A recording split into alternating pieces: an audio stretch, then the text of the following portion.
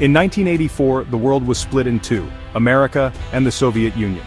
The Cold War was a battle of spies, secrets, and ideology, not armies. The fear of nuclear war fueled a massive arms race. School children hid under desks. Soviet citizens were told the West was the enemy. The world became a giant chessboard, with stakes higher than ever before.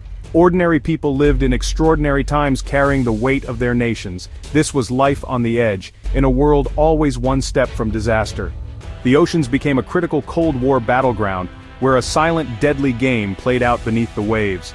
US and Soviet navies patrolled constantly, tracking each other's submarines.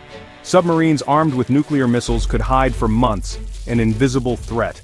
Life for submariners was harsh, cramped, isolated, and always tense. A sudden move or technical failure could spark disaster.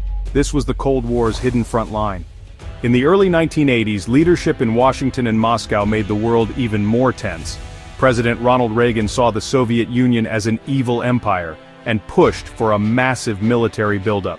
His policy piece through strength, showing overwhelming force to pressure the Soviets. In Moscow, Yuri Andropov, former KGB chief, viewed Reagan's actions as proof of American aggression. The Soviets feared a surprise nuclear attack. Paranoia ran high. Every American move was seen as a possible threat. Diplomacy stalled, arms control talks froze. Reagan's strategic defense initiative, Star Wars, made the Soviets fear the US could win a nuclear war. Mistrust deepened and the gap in understanding widened. On the front lines, sailors and soldiers felt the pressure of their leaders' rhetoric. They trained for conflict, always told the other side was the enemy. The risk of a collision or misunderstanding grew with every passing day. The dangerous games at sea became even more perilous. The world watched as two superpowers edged closer to disaster. Every decision, every maneuver, carried the weight of history. The Cold War's margin for error was shrinking fast. The stakes had never been higher.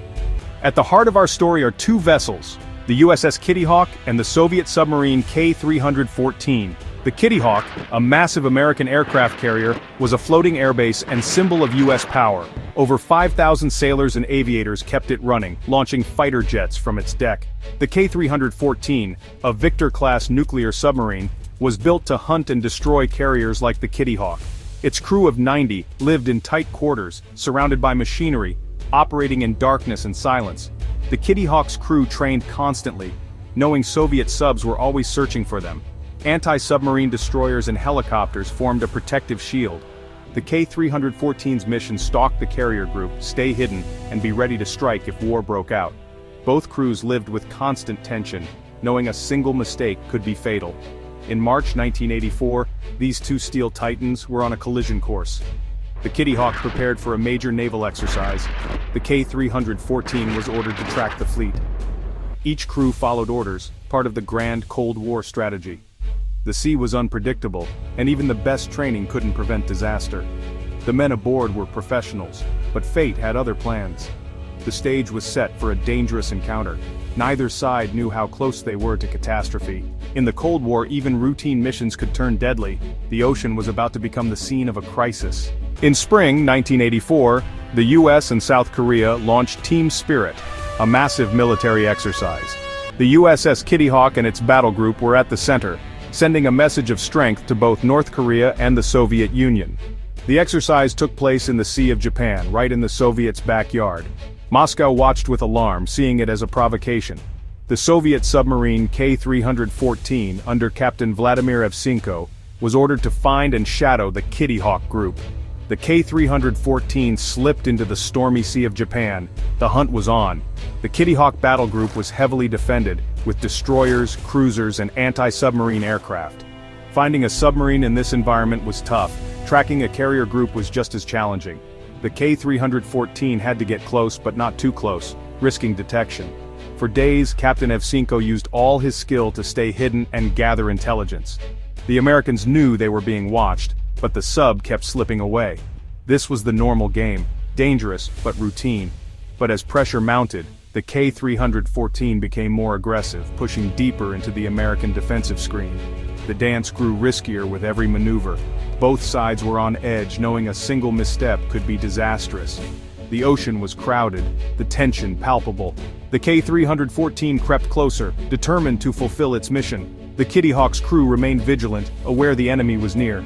The stage was set for a fateful encounter. In the Cold War, even exercises could turn deadly. The dangerous dance was about to reach its climax. On March 21, 1984, the situation reached a breaking point. The K-314 had been tracking the Kittyhawk for days, but now American forces detected it. Suddenly, the hunter became the hunted. Frigates and helicopters closed in, trying to force the sub to surface. Captain Evsenko ordered a deep dive to escape, but the chase was relentless. The crew was under immense stress, evading in the dark waters. Meanwhile, the massive Kittyhawk moved through the area, unaware of the sub's exact location. The carrier's sonar had a blind spot directly beneath it, a perfect hiding place for a submarine. In the chaos, the unthinkable happened. The K-314 surfaced right under the Kittyhawk's bow. The collision was violent, alarms blared, men were thrown, and the sub was badly damaged. The crew feared they'd been hit by a torpedo. Panic and confusion reigned. The K-314's propeller was mangled, leaving it crippled and unable to dive. On the Kittyhawk, the crew felt a shudder, unsure what they'd hit. Lookouts soon spotted the Soviet sub bobbing in the carrier's wake. The truth was shocking. Two nuclear-powered vessels from rival superpowers had collided. For a terrifying moment, the Cold War was no longer cold. The risk of escalation was suddenly frighteningly real. Both crews scrambled to assess the damage, fearing the worst. The potential for disaster was immense. The world had come perilously close to catastrophe. In the silent depths, a single accident could have changed history. The fate of nations hung in the balance. The Cold War's most dangerous moment had arrived. In the aftermath, confusion and tension ran high. The K-314 was crippled on the surface. The Kittyhawk had a gash in its bow. Both vessels were nuclear-powered, raising fears of a catastrophic accident. Fortunately, the reactors remained secure. Disaster was averted. But the political danger was just beginning. Both commands were alerted. This was a diplomat's nightmare. In the paranoid atmosphere of 1984, the incident could have been seen as aggression. A single wrong move could have triggered a chain reaction. Instead, both sides chose restraint. The Americans did not try to capture the sub. The Kittyhawk moved away. The Soviets sent a tug to retrieve the K-314. There were no public accusations, only quiet diplomacy. Both superpowers understood the need to avoid escalation. The Kittyhawk incident became a footnote, not the start of World War III. It remains a powerful reminder of how close the world came to disaster and how vital restraint was in keeping the peace.